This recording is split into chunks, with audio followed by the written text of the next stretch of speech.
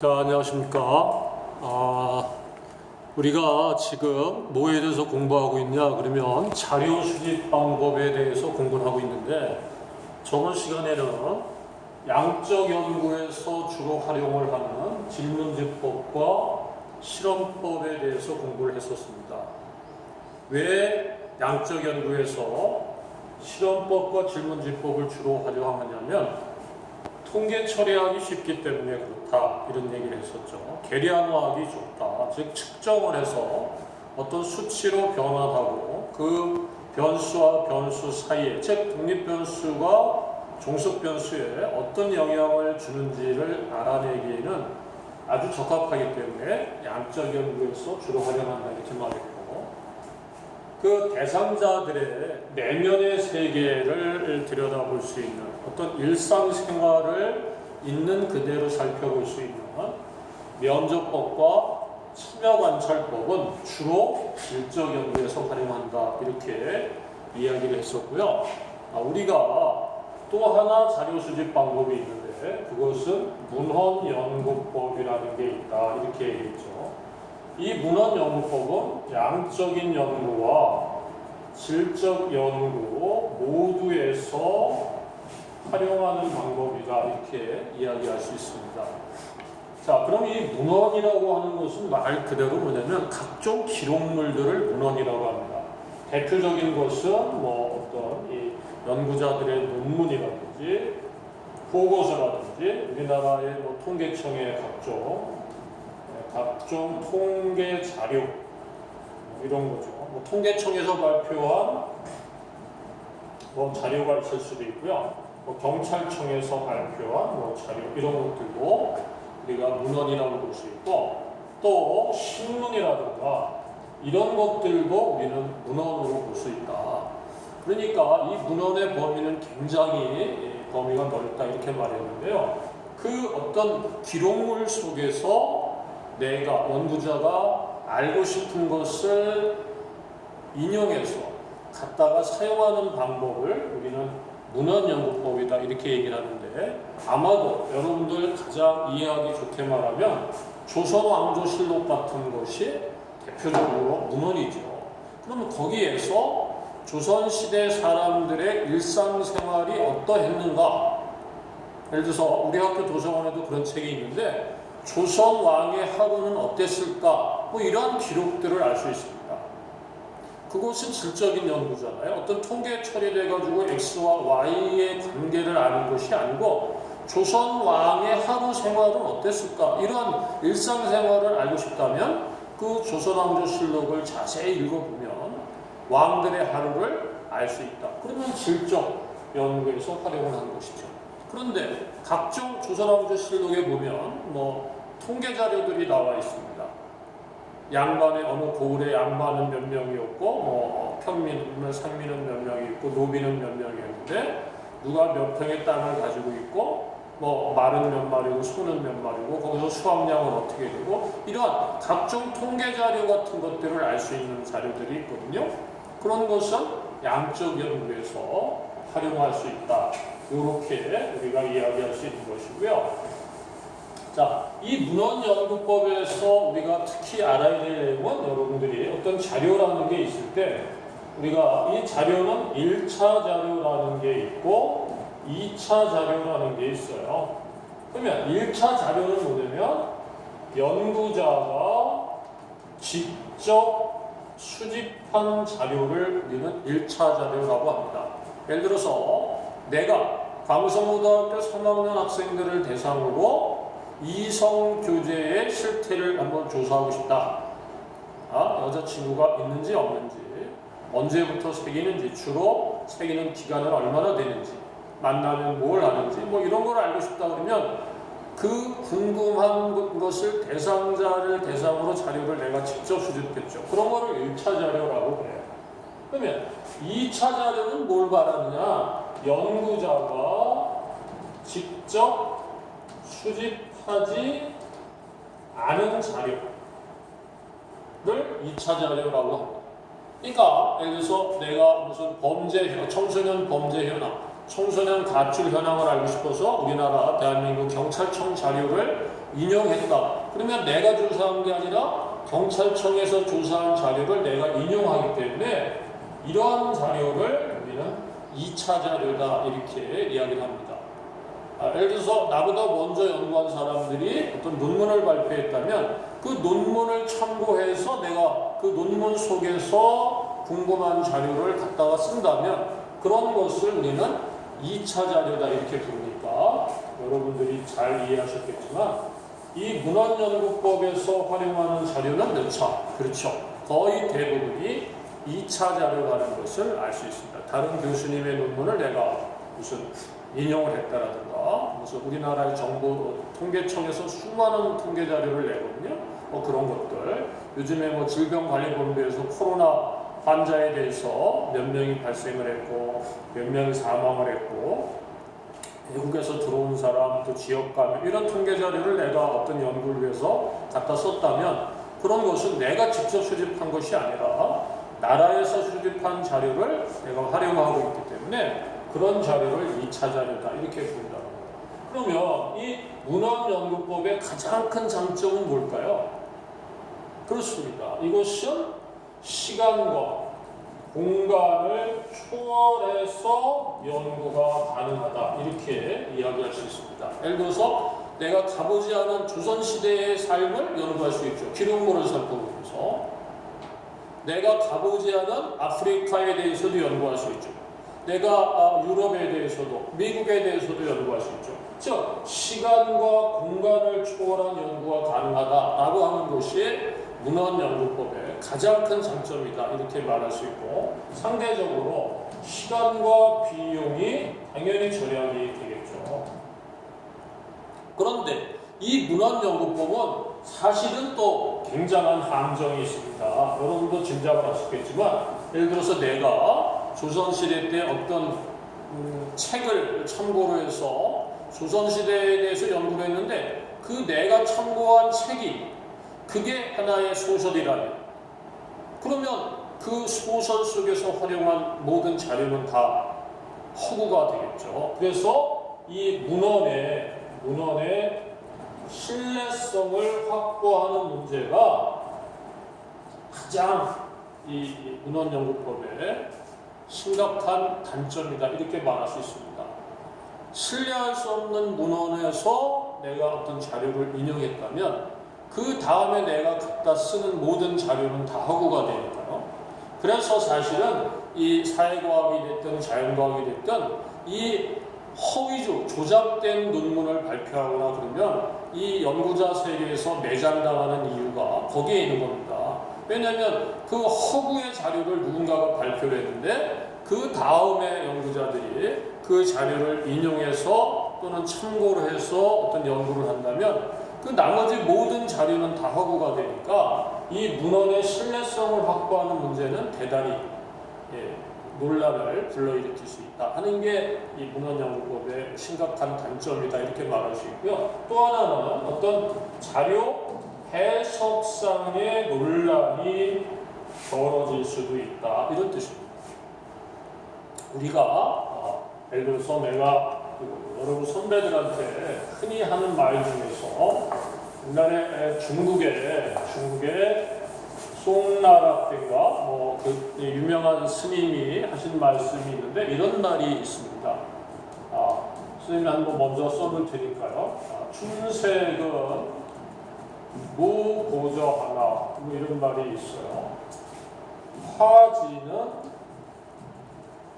자장단하다 이런 뜻이 있거든요. 자 그러면 예를 들어서 이러한 문헌을 내가 해석을 한다고 치면 자 춘색이라고 하면 즉 봄의 빛깔이죠. 그러니까 봄에 내려지는 햇빛은 무고저하다. 즉 높고 낮음이 없지만 그러니까 봄에 내려지는 햇빛이 무슨 높은 곳에서는 1000룩스로 내려지고 낮은 곳에서는 500룩스로 내려지고 그런 게 아니잖아요. 높고 낮음에 상관이 없이 봄빛은 내려지는데 이런 뜻입니다. 자 이건 꽃 화자니까 꽃의 가지 지자는 스스로 어떤 것은 길고 어떤 것은 짧다 이렇게 해석이 되는 겁니다. 그러니까 봄빛은 높고 낮음을 구별하지 않지만 꽃가지는 것은 길기도 하고 어떤 것은 짧기도 하다 이런 뜻입니다. 그러니까 이것을 있는 그대로 해석하면 선생님은 똑같이 가르쳤으나 부모님은 똑같은 사람을 줬으나 뒷바라지를 똑같이 했으나 어떤 아이는 공부를 잘하기도 하고 어떤 아이는 공부를 못하기도 하고 잘난 자식도 있고 못난 자식도 있다 이런 뜻으로 해석할 수도 있겠죠. 근데 그렇게 해석하면 큰일 나는 거거든요 사실은. 왜냐면 그 스님 말씀하신 춘색은 무고조하나 화지가 자장단하다는 말은 무슨 뜻이냐면 봄빛이 높고 낮음을 가리지 않지만 똑같은 룩스로 봄빛이 내리친다 그래서 모든 이 꽃가지가 길이가 똑같다면 만약에 천편일률적으로 행일적이라면 얼마나 부자연스럽겠어요. 그러니까 그 스님이 말씀하신 것은 어떤 꽃가지는 길기도 하고 어떤 꽃가지는 짧아야 짧은 꽃가지도 있고 긴 꽃가지도 있을 때 그것이 꽃답고 자연스럽다 이런 뜻이거든요. 그러니까 앞에 해석한 사람처럼 봄빛이 같으니까 내 잘못이 아니다. 봄빛 잘못이 아니고 꽃가지가 스스로 짧고도 긴 것이다. 이렇게 해석하면 큰일 난다. 이런 뜻이죠. 봄빛은 높고 낮음을 가리지 않았지만 그러나 꽃가지가 길기도 하고 짧기도 해야 그게 훨씬 조화롭고 꽃이 꽃답다. 이런 뜻이에요. 그러니까 이 문헌을 둘러싸고는 늘 논란이 생길 수도 있다는 것이 문헌연구법의 큰 단점이다 이렇게 말할 수 있고요. 이번 시간에 여러분들이 기억해야 되는 것은 문헌연구법에서 중요하게 다루는 것은 문헌이란 무엇인가, 각종 기록물을 문헌이라고 한다.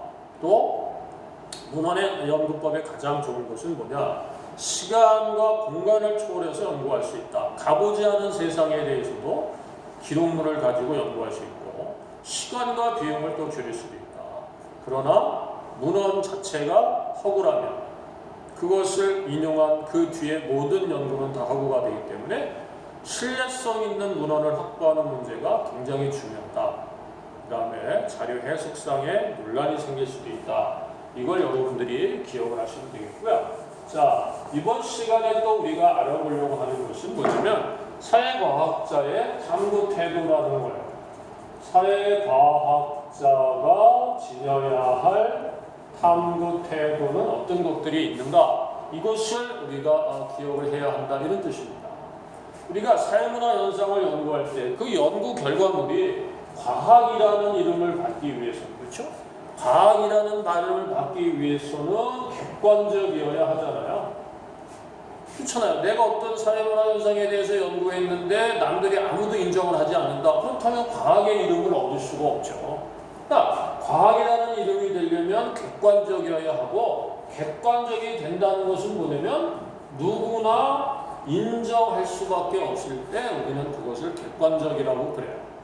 그리고 그랬을 때 그 사회과학적 연구 결과물이 과학이라는 이름을 얻을 수 있다. 그렇게 하기 위해서는 연구과학자가, 즉 과학이 되기 위해서는 소설이 아니고 사회문화 현상에 대한 연구 결과가 과학이 되기 위해서는 지켜야 될 태도가 크게 4가지 태도가 있다. 이렇게 이야기를 하는 겁니다. 하나는 우리는 뭐라고 하냐면 성찰적 태도라고 하고, 또 하나가 객관적 태도, 또 하나가 상대주의적 태도, 또 하나가 총체적 태도라고 하는 것이 있습니다. 총체적 태도, 이런 것들을 여러분들이 기억을 하셔야 하는데, 이 각자에 대해서 지금부터 자세히 설명을 할 테니까 여러분들이 기억을 하시길 바랍니다. 그런데 이 총체적 태도도 있고 또 하나가 이 개방적 태도라는 것이 있는데, 개방적 태도라고 하는 것이 있는데, 선생님이 강의를 하다가 지금 잠깐 EBS 교재를 보니까 EBS 교재에서는 이 4가지 태도에 대해서만 이야기를 하고 있기 때문에 선생님도 4가지에 대해서만 설명을 하도록 이렇게 하겠습니다. 자, 한문으로 쓰면 개념을 이해하기 좋다 이런 얘기 내가 여러 번 했잖아요. 그럼 이 성자라고 하는 것은 뭐냐면 반성하다 이런 뜻이에요. 찰자는 되돌아보다 이런 뜻입니다. 그러니까 성찰적 태도라고 하는 것은 말 그대로 뭐냐면 내가 지금 연구를 제대로 하고 있는가? 내가 지금 연구하는 게 맞는가? 내가 소설을 쓰거나 있지는 않은가? 이게 내가 알고 있는 게 단가? 남들이 그렇게 말하니까 나도 당연한 것으로 받아들이지는 않았는가? 라고 성찰을 한다 이런 뜻이에요. 그래서 이 성찰적 태도를 다른 말로는 반성적 태도라고도 합니다. 반성적 태도. 그러니까 나 자신에 대해서도 끊임없이 되돌아보고 다른 사람에 대해서도 끊임없이 되돌아보는 태도를 우리는 성찰적 태도라고 해요. 더 쉽게 풀어서 얘기하면 성찰적 태도는 이겁니다. Why? So what? 뭐 이런 뜻이에요. 왜 그럴까? 그래서 뭐 어떻다는 말인가? 끊임없이 의심하고 끊임없이 의문을 품는 태도를 성찰적 태도라고 하고요. 선생님이 이걸 어떻게 표현하냐면 이것을 우리는 지적 호기심이다. 이런 말들을 씁니다. 또는 학문의 출발점이다. 뭐 이런 말을 선생님은 쓰고 있습니다. 뉴턴이 말하는 가지고 있는 처음에 그 태도가 있던 거겠죠. 사과나무에서 사과가 떨어질 때 많은 사람들은 의심하지 않았죠. 왜 사과나무는 그냥 사과를 계속 이렇게 잡고 있지 않고 사과는 언젠가는 떨어지는가? 아무도 의심하지 않을 때 뉴턴은 왜 계속 파고 들어갔더니 중력이라고 하는 것이 있고 또 만류인력의 법칙이 작동을 하기 때문에 모든 것은 밑으로 떨어지려고 하는구나. 이걸 알아냈죠. 왜 사과나무가 사과를 계속 붙잡고 있지 않고 사과가 왜 떨어졌을까? 라고 의심을 품었기 때문에 만류인력의 법칙을 발견할 수 있었던 것이다. 그러니까 책에서는 아마 이런 것들을 뭐라고 설명하냐면 사회적 적합성 유무를 따져보는 태도 이렇게 아마 설명을 할 겁니다.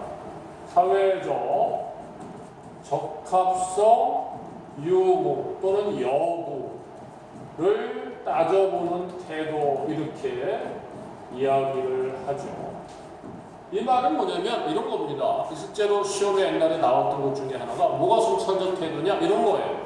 우리가 혹시 여러분들 명절 때라든가 아니면 제삿날에 제사 지내는 거를 봤으면 알 겁니다. 지금은 이제 남녀 평등의 시대고 어느 집에서 거의 대부분의 집에서 아들, 딸 구별을 잘 안 하고 차별하지 않고 제사에 참여하지만 옛날만 해도 남자는 제사에 참여하고 여자는 각종 제사 음식을 만들기도 하지만 제사에 참여하지 않았어요. 선생님 집도 그랬거든요.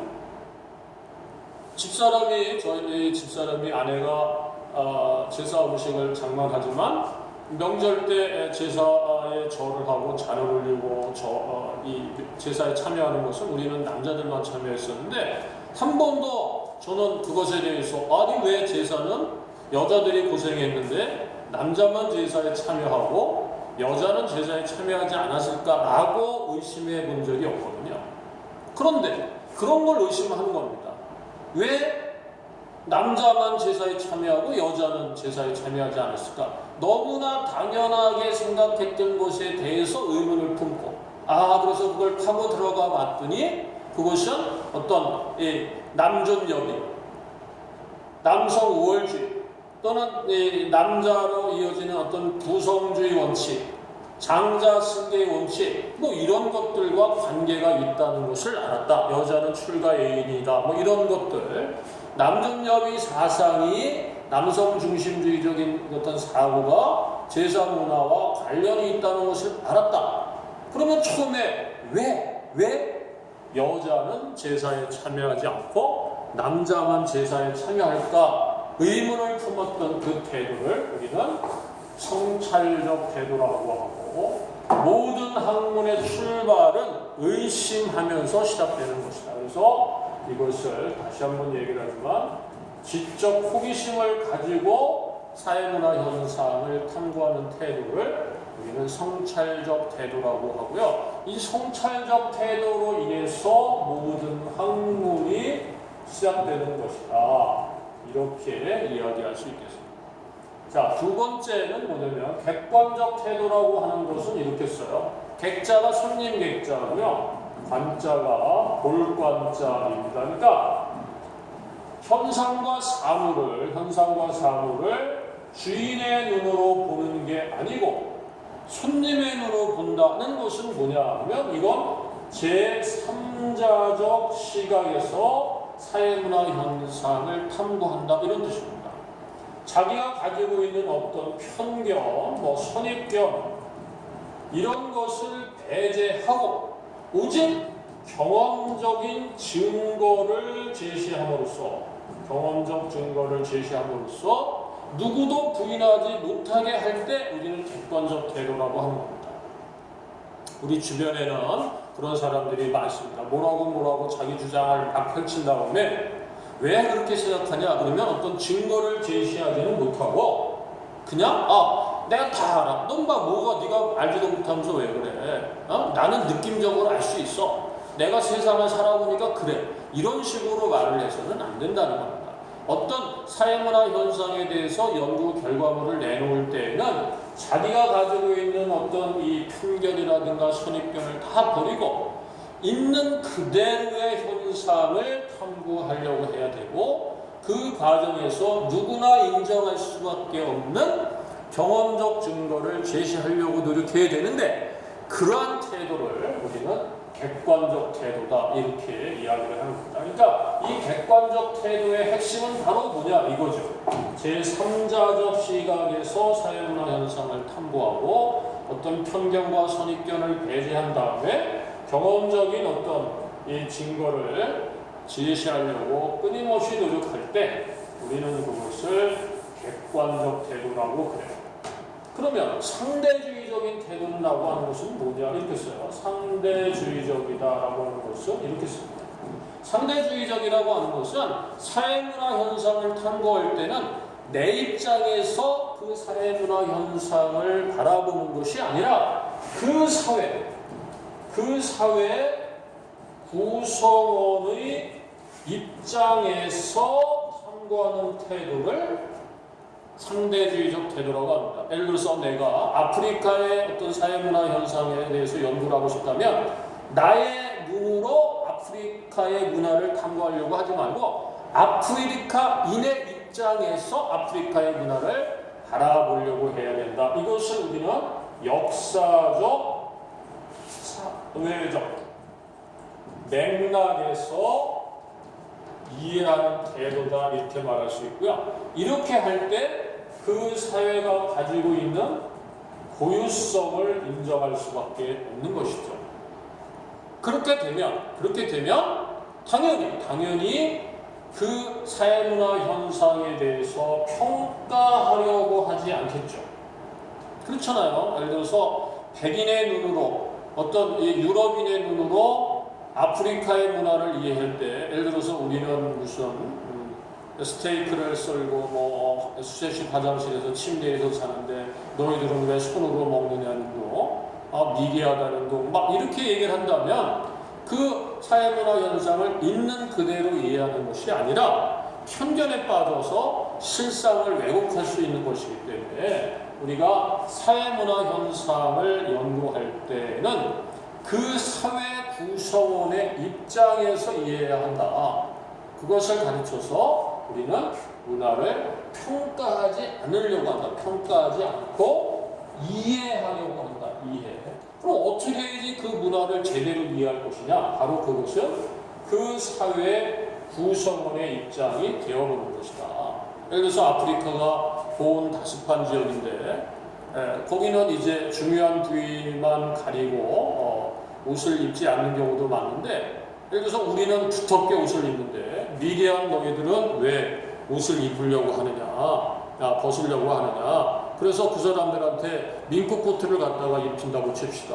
그러면 그 고온 다습한 기후하고 밍크 코트하고는 당연히 어울리지 않을 것이니까 그 몸속에서 어떤 이 피부병이라든가 계질이 번져가지고 잘못하면 그 아프리카 부족 자체가 세상에서 사라질 수도 있잖아요. 그러니까 어떤 기후라든가 역사라든가 환경적인 요인, 종교적인 요인을 고려하지 않고 나의 눈으로 너를 이해하려고 하는 것이 아니다. 이런 뜻입니다. 그러니까 상대주의적 태도를 갖는다고 하는 것은 너의 눈으로 너를 이해하겠다라는 겁니다. 한마디로 말하면. 자, 그러면 개방적 태도라고 하는 것은 뭐냐? 그러면 이게 개자가 10개자가 있잖아요. 방자는 놓을 방자니까 개방적 태도라고 하는 것은 무슨 태도인가? 그러면 가능성을 열어놓는 태도를 우리는 개방적 태도라고 그래요. 무슨 이야기냐면 나는 아는데 너는 모른다 이런 식으로 하지 않는 겁니다. 그래서 어떤 연구자가 자신에 대한 비판 이런 것은 당연히 허용해야 하는 것을 우리는 개방적 태도라고 알고요. 무조건적인 추종 이것도 해서는 안 되는 태도를 개방적 태도라고 그래요.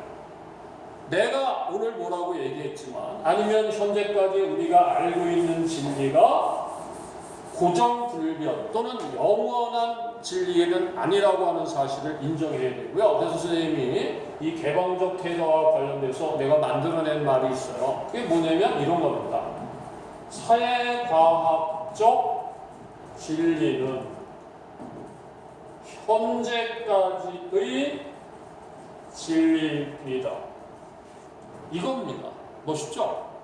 예를 들어서 이런 겁니다. 수능에서 제일 많이 나오는 게 이거하고 이건데 개방적 태도가 수능에서 엄청 많이 다뤄질 때 이런 겁니다. 어떤 얼룩말을 보고 두 사람이 얘기합니다. 얼룩말을 보고 A라는 사람은 야 저거는 흰 바탕에 검은 줄이 가 있는 거야. 근데 반대로 생각하면 저거는 B라는 사람은 또 얘기를 하죠. 검은 바탕에 흰 줄이가 있는 거야. 누가 맞습니까? A가 맞고 B가 틀리는 게 아니죠. 보는 것에 따라서 달라질 수 있죠. 가능성을 열어놔야죠. 그러면 만약에 실제 수능에서 얼룩말을 바라보고 흰 바탕에 검은 줄이냐 또는 검은 바탕에 흰 줄이 간 것이냐 여기에서 강조하고 있는 태도가 뭐냐? 그러면 그것은 개방적 태도죠. A는 맞고 B는 틀린다 이게 아니라 그럴 수도 있다라는 가능성을 열어놓는 겁니다. 아마 이런 것들 시험에 많이 나오잖아요. 예를 들어서 혹시 선생님이 보여줄 수는 없는데 그림에서 이렇게 보면 마귀 할멈의 그림인 것 같고 저렇게 보면 아기 천사처럼 보이는 그림이 있습니다. 여기에도 마찬가지죠. 여기에서 강조하는 태도는 뭐냐? 개방적 태도라고 하는 것입니다. 특히 어떤 한 분야의 일가를 이뤘다고 하는 전문가 우리가 흔히 말하는 학자들은 남을 잘 인정하지 않으려고 해요. 예를 들어서 여러분들이 대학을 가서 교수님들한테 수업을 듣는데 그 교수님이 그 분야에 대해서 굉장히 유명한 분이다. 그런데 A라는 학설을 쭉 주장하는데 학생들이 교수님 그건 아닌 것 같습니다. 저는 이렇게 생각합니다. 라고 했을 때 교수님들이 막 입에서 부상유치라는 말이 있잖아요. 입에서 우리가 냄새가 난다 이런 얘기인데 네가 나 어린 놈이 뭘 한다 그래? 내가 이거에 대해서 30년을 연구했어. 근데 너는 지금 대학교 막 들어온 놈이 주제나 네가 뭐를 한다 그래? 만약에 이렇게 됐다면 그 교수님에게 필요한 태도는 뭘까요? 그렇죠. 그 교수님은 개방적 태도를 결여되어 있다. 이렇게 이야기했습니다. 가능성을 열어놔야죠. 내가 여태까지 이렇게 생각했지만 어떤 증거가 제시되었을 때는 내 생각이 잘못되었구나 라고 인정할 수 있는 태도를 우리는 개방적 태도라고 그래요. 그러니까 개방적 태도를 가지고 있는 사람은 무조건적으로 추종하지도 않고 똥꼬집을 부리지도 않습니다. 오늘까지는 내 얘기가 맞지만 내일 새로운 증거가 제시되면 그것을 기꺼이 받아들일 줄 알 때 우리는 그것을 개방적 태도를 가지고 있다. 이렇게 얘기를 하고요. 다시 한번 정리를 해봅시다. 모든 것에 대해서 의문을 품는 태도. 이게 다일까? 저 이면에 숨겨져 있는 진실은 뭐가 없을까? 사람들은 이렇게 말하는데 혹시 그거 말고 다른 건 없을까? 끊임없이 의문을 제시하고 진실을 파헤쳐 들어가는 태도. 또 내가 지금까지 이렇게 연구하는 것이 제대로 연구하고 있나? 혹시 내가 편견에 빠진 것은 아닐까? 내가 잘못된 자료 수집 방법을 활용하지는 않았나? 분석에 뭔가 문제가 있지 않는가? 이렇게 계속 자기 자신에 대해서도 연구를 반성하는 태도를 성찰적 태도라고 합니다. 자, 두 번째 객관적 태도는 아까 뭐라고 그랬어요? 제3자적 시각에서 바라보는 태도다. 제3자적 시각에서. 그러니까 편견이라든가 선입견 이런 건 다 버리고 있는 그대로. 여기서 있는 그대로라고 하는 것은 경험적인. 경험이란 말이 뭡니까? experience란 말이 보고 듣고 느끼고 안아볼 수도 있고 이런 것들을 우리가 경험적이라고 그러잖아요. 그러니까 누구나 인정할 수 있는 증거를 제시하려고 노력하는 태도를 객관적 태도라고 하고 상대주의적 태도는 사회문화 현상을 연구할 때는 그 사회 구성원의 입장에서 맥락에서 이해를 해야지 내가 가진 어떤 눈으로 상대방의 문화를 이해하려고 하면 오류가 발생한다. 그 입장이 되어본다. 개방적 태도는 가능성을 열어낸다. 사회과학적 진리는 현재까지는 진리이지만 내일은 틀릴 수 있다는 가능성을 언제나 열어놨을 때 우리는 이것을 개방적 태도다 이렇게 이야기를 합니다. 자, 그 다음에 우리가 사회과학자가 또 가져야 될 사회문화 현상을 연구할 때 지녀야 될 윤리적 태도라는 것이 있습니다. 사회과학자의 윤리적 태도는 뭐냐? 자, 중요한 게 몇 가지 있죠. 우선 반드시 연구 대상자의 동의를 받아서 연구를 해야 됩니다. 그렇잖아요. 아무리 내가 하는 연구가 인류 역사적으로 의미가 있다 할지라도 당사자들이 원하지 않는다면 그것을 연구하면 안 되는 겁니다. 그런데 우리가 어떤 동의를 받았을 때 사람이 이 사람이 날 연구한다라고 의식하면 왜곡된 태도를 보여줄 수 있거든요. 그럴 때에는 사후에 동의를 받아야 되죠. 근데 사후에도 동의하지 않았다. 그러면 그 연구 결과를 발표하면 안 되는 겁니다. 그러니까 여기서 중요한 것은 사전 동의가 원칙이지만 어쩔 수 없는 경우라면 사후 동의를 받아야 하고 사후에 동의하지 않았다면 그 연구 결과를 발표하면 안 되는 거다. 자, 두 번째는 익명성을 보장한다 이런 뜻이죠. 익명성을 보장한다. 즉 연구 대상자의 실명이 드러나지 않게 여기서 말하는 것은 익명성을 보장한다는 것은 뭐냐면 연구 대상자의 사생활을 보호한다 이런 얘기죠. 그러니까 여기서 말하는 것은 연구 대상자의 사생활을 보호하는 것입니다. 자, 세 번째는 뭐냐면 연구 과정에서 반드시 이 연구 대상자의 안전을 고려해야 합니다. 어떤 연구를 하다가 그 대상자가 위험에 빠진다면 즉시 그 연구는 멈춰야 되겠죠. 또 연구 과정에서 알게 된 연구 과정 대상자의 어떤 비밀을 가지고 그것을 협박하거나 금품을 갈취하거나 이러면 안 되잖아요. 그러니까 연구 대상자를 착취하지 말 것이고 그러니까 연구 대상자에 대해서 뭔가 알아낸 것을 가지고 협박을 하거나 이래서는 절대로 안 된다는 것이고요. 이게 실제로 잘못되는 일들이 많은 것이 연구 결과를 왜곡하거나 은폐하거나 축소 또는 과장 이런 거를 하면은 절대로 안 되겠죠. 조작 등등등등 이런 거를 하면 안 된다는 것입니다. 예를 들어서 내가 광성고등학교에 대해서 뭘 연구하다 보니까 이 연구 결과가 밖으로 나갔을 때 우리 학교의 명예가 실추될 수가 있어서 광성고등학교라는 내용만 싹 빼고 발표했다. 그러면 이 연구 결과는 뭐가 잘못됐냐 이런 게 실제로 수능에 여러 번 나왔었거든요. 그러면 바로 여기에 해당이 되는 것이죠. 어떤 것은 축소하는 것이고 데이터를 조작해서도 안 되겠죠. 자, 그 다음에 우리가 또 여섯 번째로 알 수 있는 것은 바로 뭐냐면 우리가 표절 이런 거를 하지 마라 이런 얘기잖아요. 우리가 상대방의 어떤 논문에서 그것을 인용한다면 반드시 출처를 밝혀야 되겠죠. 마치 내가 연구하지도 않은 이 결과에 대해서 내가 연구한 것처럼 거짓말을 한다면 연구자의 윤리적인 원칙을 위반하는 것이거든요. 그러니까 누구누구의 논문 몇 페이지, 어느 책 보고서에 몇 페이지, 어느 신문의 며칠자 보도 이런 것을 정확하게 출처를 밝혀줌으로써 마치 자기가 연구한 것처럼 사실을 왜곡해서는 안 되겠다, 뭐 이런 뜻이고요. 그 다음에 선생님 개인적으로는 아주 중요하다고 생각하는 것이 바로 7번째 뭐냐면 연구자는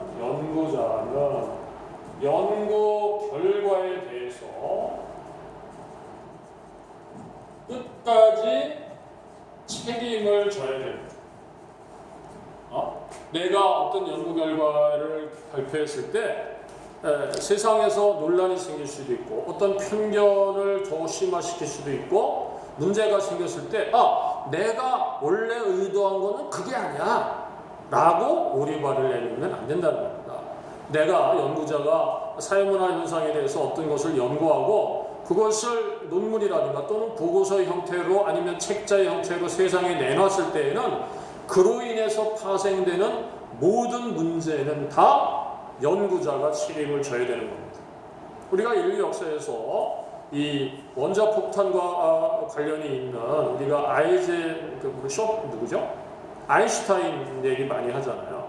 근데 내가 알아낸 상대성 원리로 인해서 어떤 오펜하이머라는 사람에 의해서 원자폭탄이 나왔고 그래서 처음으로 어마어마한 인류의 희생이 있었을 때 내가 처음에 의도한 것은 그게 아니야 라고 하면 안 된다는 겁니다. 그래서 이 아인슈타인이라는 사람이 어떤 인류 회계의 평화적인 이용을 위해서 평생 나무뒤여생을 바쳤다고 하잖아요. 어쨌든 내가 내놓은 연구 결과가 세상에 이런 일이 일어났으니 그것에 대한 책임도 내가 끝까지 지겠다. 이런 얘기를 했다는 거예요. 그런 면 때문에 아인슈타인을 위대한 과학자라고 우리는 부르고 있는 겁니다. 오리발을 내밀지 않았다는 것이죠. 그래서 연구 과학자는 자신의 연구 결과에 대해서 끝까지 책임을 져야 한다. 그래서 가끔 이 수능에 한 10년이라고 되면 한 3년, 30-40%의 경우로 출제가 되고 있는데 어떤 자료를 줍니다. 자료를 주고 이 연구에서 문제가 되는 게 어떤 거냐? 그러면 동의를 받지 않았는가 받았는가? 실명을 노출했는가? 그래서 어떤 여고생들의 성적인 경험에 대해서 아니면 특히 요즘에 성착취 이런 것에 대해서 어떤 연구자가 결과를 했는데 어느 학교 누구누구라고 실명을 만약에 밝힌다면 이거야말로 엄청난 사생활 침해 아닙니까? 그러니까 그런 일이 벌어지지 않도록 익명성을 보장해 줘야 하고 연구자의 안전을 고려하고 연구자는 착취하면 안 되고 연구 결과를 왜곡하거나 은폐, 과장, 축소, 조작하면 안 되고 출처를 반드시 밝혀서 또 남의 논문을 표절하면 안 되고 자신의 연구 결과에 대해서는 끝까지 책임을 져야 한다. 이런 것들이 연구자가 지켜야 될 윤리적인 원칙이다. 이렇게 말할 수가 있고요. 자, 다음 시간에는 이제 새로운 단원으로 갈 겁니다. 근데 새로운 단원으로 가기 전에 우리가 1단원에서 다뤘던 중요 개념들에 대해서 한번 정리를 해보고 탐구활동 이런 것들 한번 풀어보는 이런 시간을 갖도록 하겠습니다. 다음에 또 만나도록 하겠습니다.